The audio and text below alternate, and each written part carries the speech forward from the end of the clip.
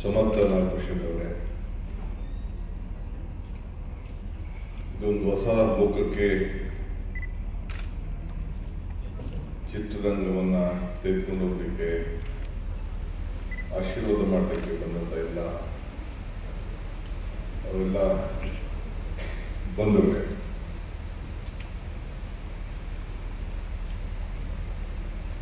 ಇದೊಂದು ವಿಶೇಷವಾದಂತ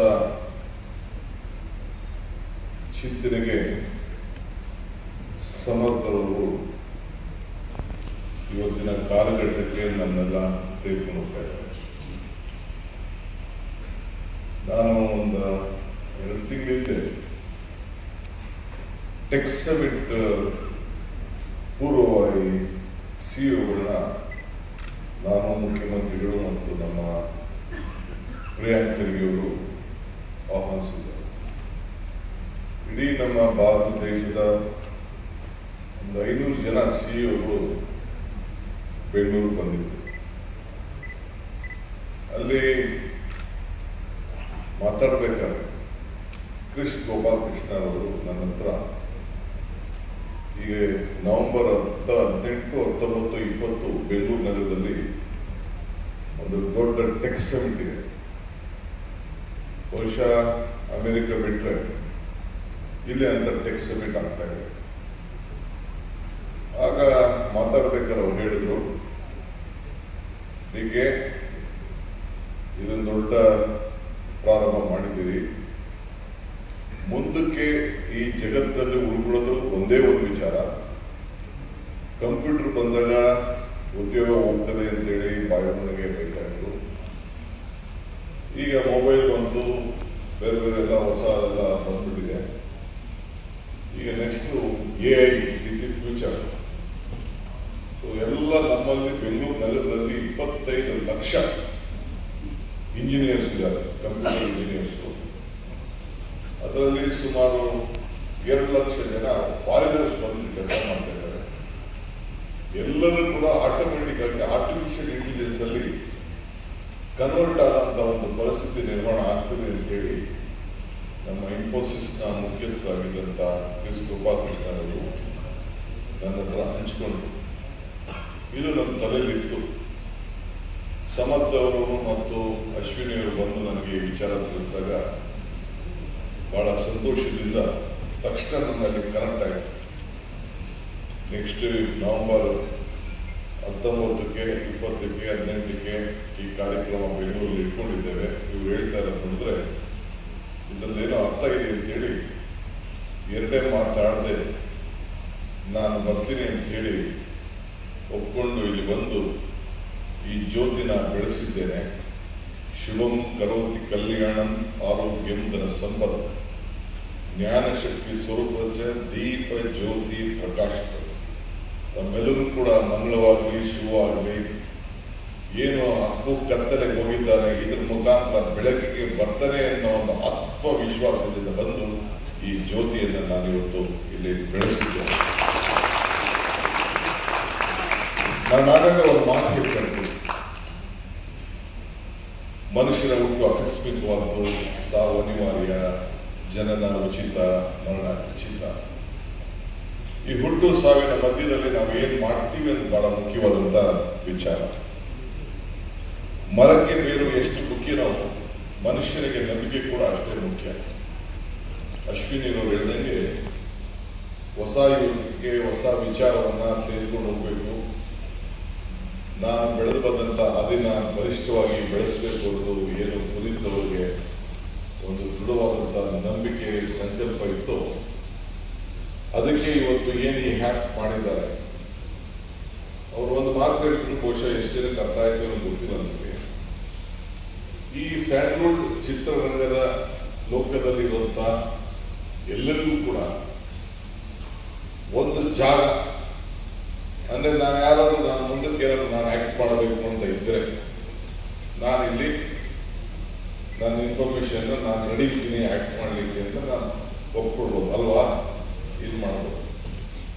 ಸೊ ನಿಮ್ಗೆ ಇಷ್ಟ ಇತ್ತು ಅಂದ್ರೆ ನನ್ನ ಪಿಕಪ್ ಮಾಡ್ಬೋದು, ಕರಿಬೋದು. ನಾನು ಬರೀ ಬನ್ನಿ ಆಕ್ಟ್ ಮಾಡಿ ಅಂತ ಅಂದ್ಬಿಟ್ಟು ಕರಿಬೋದು. ನಾನು ಸಂಗೀತ ನೀನು ಆಡ್ಬೇಕಾದ್ರೂ ನೆಕ್ಸ್ಟ್ ಇಲ್ಲಿ ಬಂದು ಹೇಳ್ಬೋದು, ನಾನು ರೆಡಿ ಇದ್ದೀನಿ, ಯಾವ್ದಾದ್ರು ಆಡ್ತೀನಿ ಅಂತ ಹೇಳಿ ಸಂಗೀತ ಕಟ್ಟಿದ್ರೆ ಆಡ್ಬೋದು. ಅಂದ್ರೆ ಯಾರು ಎಲ್ಲಿ ಉಳಿಕೊಂಡು ಹೋಗುವಂತ ಸಂದರ್ಭ ಇಲ್ಲ. ಇವತ್ತಿನ ಜಗತ್ತಿನಲ್ಲಿ ಎಲ್ಲ ಕೂಡ ಈ ಆ್ಯಪ್ನಲ್ಲಿ ನನಗೂ ಬಹಳ ಜನ ಬೇರೆ ಬೇರೆ ರಾಜ್ಯದ ಅನೇಕ ಈ ಚಿತ್ರರಂಗದವರೆಲ್ಲ ಪರಿಚಯ ಇದ್ದಾರೆ. ಈ ರೀತಿ ಯಾರು ಆಲೋಚನೆ ಮಾಡಿರಲಿಲ್ಲ.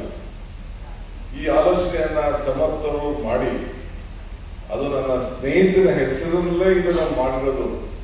ಪುರಂದರದಾಸು ಒಂದ್ ಕಡೆ ಮಾತಾಡ್ತಾರೆ, ಇದು ಭಾಗ್ಯ, ಇದು ಭಾಗ್ಯ, ಇದು ಭಾಗ್ಯವಯ್ಯ, ಪದುಮನಾಭನ ಪಾದಕದಿನೇ ಪರಮ ಸುಖವಯ್ಯ ಅಂತ ಹಂಗ ಬಂದು ನಾನು ಅಪ್ಪು ಆ್ಯಪ್ನ ಉದ್ಘಾಟನೆ ಮಾಡಿ ಇದನ್ನು ಪ್ರಾರಂಭ ಮಾಡಿದ್ರೆ ಇದು ನನ್ನ ಭಾಗ್ಯ, ನನ್ನ ಭಾಗ್ಯ, ನನ್ನ ಭಾಗ್ಯ ಅಂತೇಳಿ ನಾನು ಭಾವಿಸ್ತೀನಿ. ಹುಟ್ಟು ಸದ್ದಿಲ್ಲದೆ ಆಗ್ತದೆ.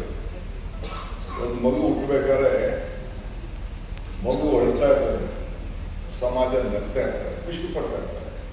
ಸೊಸೈಟಿಗೆ ನಮ್ಮ ಏನು ಒಂದು ನಾವೆಲ್ಲ ಆಸೆಯಿಂದ ಇದ್ದೋ ಆ ಮಗು ಒಂದು ಸಮಾಜಕ್ಕೆ ನಮ್ಮ ಕುಟುಂಬ ಬೆಳೀತು ಅಂತೇಳಿ ಇಡೀ ಸಮಾಜ ಕುಟುಂಬ ಎಲ್ಲ ಸಂತೋಷ ಪಡ್ತಾರೆ.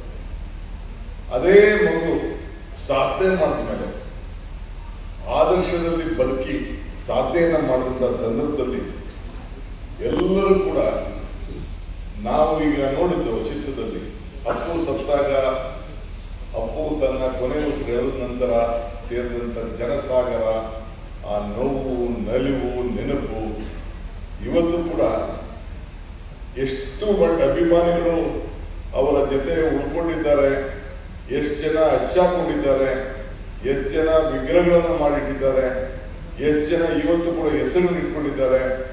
ಕೊನೆಗೆ ನಾವು ಕೂಡ ಸರ್ಕಾರದವರು, ನಾನು ಅವ್ರನ್ನ ಬಲ್ಬನ್ನ LED ಬಲ್ಬ್ ಕರ್ನಾಟಕ ಸರ್ಕಾರಕ್ಕೆ ಹೊಸದಾಗಿ ಇಂಟ್ರೊಡ್ಯೂಸ್ ಮಾಡಿದಾಗ ಬೀದಿ ದೀಪಗಳಿಗೆ ಮನೆಗಳಿಗೆ ಕೊಡಬೇಕು ಅಂತ ಹೇಳಿ ಹೊರಟಾಗ ನನಗೆ ಬಂದಿದ್ದೆ ಅಪ್ಪುರವ್ರ ಕೈಯಲ್ಲಿ ಇದನ್ನ ಮಾಡಿಸ್ಬೇಕು ಅಂತೇಳಿ ಮೈಸೂರಲ್ಲಿ ನಾನು ಇದನ್ನ ಪ್ರಾರಂಭ ಮಾಡ್ತಾ ಇದ್ದೆ, ಪವರ್ ಮಿನಿಸ್ಟರ್ ಆಗಿದ್ದಾಗ. ಸೊ ಹಂಗೆ ಇವತ್ತು ಪ್ರತಿಯೊಬ್ಬರು ಕೂಡ ಆ ಮನೆಗಳಲ್ಲಿ ಇವತ್ತು ಆತ್ಮಧೈರ್ಯವನ್ನು ತುಂಬಲಿಕ್ಕೆ ಅವ್ರು ನಡೆದಂತ ದಾರಿ ಇವೆಲ್ಲ ಕೂಡ ಗಮನದಲ್ಲಿಟ್ಕೊಂಡ್ರೆ ಒಂದು ದೊಡ್ಡ ಹೆಸರು, ಅವರ ಹೆಸರಿನಲ್ಲಿ, ಅವರ ಉಸಿರಿನಲ್ಲಿ ಏನು ಹೆಸರಿತ್ತು ಅದನ್ನ ಖಂಡಿತ ಈ ಹ್ಯಾಪ್ ಮುಖಾಂತರ ಒಂದು ಹೊಸ ಒಂದು ಬದಲಾವಣೆ, ಹೊಸ ಲೋಕಕ್ಕೆ ಒಂದು ದೊಡ್ಡ ಶಕ್ತಿ ಸಿಕ್ಕಂಗೆ ಆಗ್ತದೆ ಅಂತೇಳಿ ನಾನು ಭಾವಿಸ್ಕೊಂಡಿದ್ದೇನೆ. ಇವತ್ತು ಸಮರ್ಥ ಅವರು ಅನೇಕ ವಿಚಾರಗಳನ್ನ ಹಂಚಿಕೊಂಡು ಅವರ ಭಾವನೆಗಳನ್ನ ತಿಳಿಸಿದ್ರು. ಯಾವ ಲೋಕಕ್ಕೆ ಹೋಗ್ತದೆ, ಯಾವ ಲೋಕಕ್ಕೆ ಹೋಗ್ತದೆ ಅಂತೇಳಿ ನನಗಂತೂ ಸಂಪೂರ್ಣವಾಗಿ ನಂಬಿಕೆ ಇದೆ. ಯಾಕೆಂದ್ರೆ ಜಗತ್ತು ಯಾವ ರೀತಿ ಹೋಗ್ತದೆ ಅಂದ್ರೆ, ನನಗಂತೂ ಇವತ್ತು ಕಂಪ್ಯೂಟರ್ ಆನ್ ಮಾಡೋದು, ಫೋನ್ ಆನ್ ಮಾಡೋದು, ಮೆಸೇಜ್ ಕಳ್ಸೋದು ಬಿಟ್ರೆ ನಾನು ಅದಕ್ಕೆ ಪ್ರಯೋಗ ಹೋಗಲಿಲ್ಲ. ನನ್ನ ಕಾಲದಲ್ಲಿ ಅದು ಇರಲಿಲ್ಲ. ಈಗೆಲ್ಲ ಕಂಪ್ಯೂಟರ್ ಈಗ ಮನೇಲಿ ಇದನ್ನ ಟಿವಿ ಹಾಕ್ಬೇಕಂದ್ರೆ ನಾನು ಹೆಂಡತಿ ಕರಿತೀನಿ, ನನ್ನ ಮಕ್ಕಳನ್ನೇ ಕರಿತೀನಿ. ಟಿವಿ ಆನ್ ಮಾಡೋದು ನಮ್ಗೆ ಗೊತ್ತಿಲ್ಲ. ಮೊದಲಾದ್ರೆ ನೇರವಾಗಿ ಹಾಕ್ಬಿಡ್ತಿದ್ವು, ಈಗೆಲ್ಲ ಏನೇನೋ ಸಿಸ್ಟಮ್ ಬಂದಿದೆ. ಸೊ ಅಷ್ಟು ನಾವೆಲ್ಲ ಇನ್ನು ಔಟ್ಡೇಟೆಡ್ ಆಗ್ತೀವಿ. ಬಟ್ ಈ ಜಗತ್ತು ಬಹಳ ಫಾಸ್ಟ್ ಹೋಗ್ತಿದೆ. ಪ್ಲೇನ್ಗಳಲ್ಲೂ ನಾವು ನೋಡ್ತಾ ಇದೀವಿ. ಈಗ ಪ್ಲೇನ್ಗಳಲ್ಲೂ ಕೂಡ ಪ್ರೋಗ್ರಾಮ್ ಫಿಟ್ ಮಾಡಿಸಿದ್ರೆ ಕೂತ್ಕೊಂಡ್ಬಿಟ್ಟಿರ್ತಾರೆ. ನಾನು 2-3 ಸತಿ ಕೂತ್ಕೊಂಡು ನೋಡಿದ್ರೆ ಏನ್ ಮಾಡ್ತಾರೆ ಅಂತ ಜಸ್ಟ್ ಪ್ರೋಗ್ರಾಮ್ ಫಿಟ್ ಮಾಡಿ ಇಟ್ಬಿಟ್ಟಿರ್ತಾರೆ. ಈಗೆಲ್ಲ ನಾವು ವಾರಗಳೆಲ್ಲ ನಾವು ನೋಡ್ತಾ ಇದ್ದೀವಿ.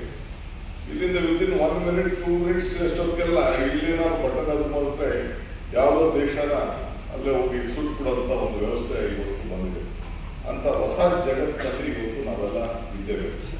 ಸೊ ಇದನ್ನ ನಾವು ಈಗ ಆ ಸಂದರ್ಭಕ್ಕೆ ಬಂದಂತೆ ಈಗ ನಾವು ಬದಲಾವಣೆ ಆಗಬೇಕು. ನಮ್ಮ ಮನಸ್ಥಿತಿನೂ ಬದಲಾವಣೆ ಆಗಬೇಕು, ನಮ್ಮ ಭಾವನೆಗಳು ಬದಲಾವಣೆ ಆಗಬೇಕು. ಆ ನಿಟ್ಟಿನಲ್ಲಿ ಇವತ್ತೆಲ್ಲ ಮಾಡ್ಕೊಂಡು ಹೋಗ್ತಾ ಇದ್ದೇವೆ. ಆದರೆ ಅಪ್ಪು ಅವರ ಸಾಧನೆ ಮಾಡಿ ಆದರ್ಶದ ಬದುಕು ಖಂಡಿತ ಎಲ್ಲರೂ ಕೂಡ ಈಗಿನ ಹೊಸ ಜಗತ್ತಿಗೆ ಬೇಕಾಗ್ತದೆ. ನನಗನ್ನಿಸ್ತದೆ, ಈಗ ನಾವು ರಾಮಾಯಣ ಮಹಾಭಾರತನ ಗ್ರಂಥ ಇಟ್ಕೊಂಡಿದ್ದೀವಿ. ಬಟ್ ಆ ಗ್ರಂಥ ಇವತ್ತು ಕೂಡ ಸಾಮಾನ್ಯರ ಬದುಕಿಗೆ ಎಲ್ಲ ರಂಗದಲ್ಲೂ, ಒಂದು ಕುಟುಂಬ ಇರ್ಬೋದು, ಒಂದು ರಾಜಕಾರಣ ಇರ್ಬೋದು, ಒಂದು ನೀತಿ ಇರ್ಬೋದು, ರಾಜನೀತಿ ಇರ್ಬೋದು, ಎಲ್ಲದಕ್ಕೂ ಕೂಡ ಆ ಗ್ರಂಥ ಇವತ್ತು ಕೂಡ ಬಹಳ ಉಪಯುಕ್ತವಾಗಿ ವಿವಿಧ ರೀತಿಯಲ್ಲಿ ನಾವು ಬಳಸ್ಕೊಳ್ಳಿಕ್ಕೆ ಒಂದು ಅವಕಾಶ ಆಗ್ತದೆ. ಹಿಂದೆ ಒಂದು 30-40 ವರ್ಷದಿಂದ ರಾಮಾಯಣ ಮಹಾಭಾರತ ಬಂದಾಗ ನಾವೆಲ್ಲ ಟಿವಿ ಕೂತ್ಕೊಂಡು ಮಕ್ಕಳೆಲ್ಲ ಕೂತ್ಕೊಂಡು 10 ಗಂಟೆಗೆ ಆನ್ ಮಾಡಿಕೊಂಡು ಎಲ್ಲ ತೋರಿಸ್ತಾ ಇದ್ವಿ. ಬರೀ ದೂರದರ್ಶನ ನಡೀತಾ ಇತ್ತು. ಈಗ ಅದನ್ನೇ ವಿವಿಧ ರೀತಿಯಲ್ಲಿ ಮೇಕಪ್ ಮಾಡ್ತಾ ಇದ್ದಾರೆ. ಬಟ್ ವಿಚಾರ ಆಚಾರ ಎರಡೂ ಒಂದೇ, ಏನು ಬದಲಾವಣೆ ಮಾಡಕ್ ಆಗ್ತಾರ. ಹಂಗೆ ಇವತ್ತು ಅಪ್ಪು ಅವರ ಹೆಸರಿನಲ್ಲಿ ಏನು ಈ ಆ್ಯಪ್ಗಳು ಇಷ್ಟೆಲ್ಲ ಆಗ್ತಾ ಇದೆ. ಚೋಟ ಅಪ್ಪು, PRK, ನಾನ್ ಕಂಡ ಅಪ್ಪು, ಅಪ್ಪು ಫಿಟ್ನೆಸ್, ಇವೆಲ್ಲ ಏನೇನು ಹೊಸ ಹೆಸರಿನಲ್ಲಿ ಇವತ್ತೆಲ್ಲ ಬರ್ತಾ ಇದೆ. ಇದು ಅದು ರಾಮಾಯಣ ಮಹಾಭಾರತದ ಗ್ರಂಥದ ತರ ಈ ಒಂದು ಅಪ್ಪುರವರು ಮಾಡಿದಂತ ಸಾಧನೆ, ಉಳಿಸ್ಕೊಂಡಂತ ಹೆಸರು ಇವತ್ತು ಶಾಶ್ವತವಾಗಿ ಮುಂದುವರಿತದೆ ಅನ್ನೋದು ನನಗೆ ಸಂಪೂರ್ಣವಾದ ನಂಬಿಕೆ ಇದೆ. ಆ ನಿಟ್ಟಿನಲ್ಲಿ ಬಹಳ ಸಂತೋಷದಿಂದ ನಾನು ಇದನ್ನು ಬಂದು ಜ್ಯೋತಿಯನ್ನು ಬೆಳೆಸಿದ್ದೇನೆ, ಉದ್ಘಾಟನೆಯನ್ನು ಮಾಡಿದ್ದೇನೆ. ದೇವರು ನಮಗೆ ಕೊಟ್ಟಿರೋದು ಎರಡು ಆಯ್ಕೆ, ಒಂದು ಕೊಟ್ಟು ಹೋಗುವುದು, ಇನ್ನೊಂದು ಬಿಟ್ಟು ಹೋಗುವುದು. ಅವರು ಸಮಾಜಕ್ಕೆ ಕೊಟ್ಟು ಇದ್ದಾರೆ, ಬಿಟ್ಟು ಹೋಗಿದ್ದಾರೆ. ಅವರು ಖಂಡಿತ ದೇವರು ನಮಗೆ ವರನೂ ಕೊಡುವುದಿಲ್ಲ, ಶಾಪನೂ ಕೊಡುವುದಿಲ್ಲ, ಅವಕಾಶ ಮಾತ್ರ ಕೊಡ್ತಾನೆ. ಆ ಕೊಟ್ಟಂತ ಅವಕಾಶದಲ್ಲಿ ನಿಜವಾಗ್ಲೂ ಇದ್ದಂಥ ವಯಸ್ಸಿನಲ್ಲಿ ಯಾರ್ದೂ ಅಲ್ಲ, ಸಾವು ಹೇಳ್ತೀನಲ್ಲ, ಯಾರ ಕೈಯೂ ಇಲ್ಲ.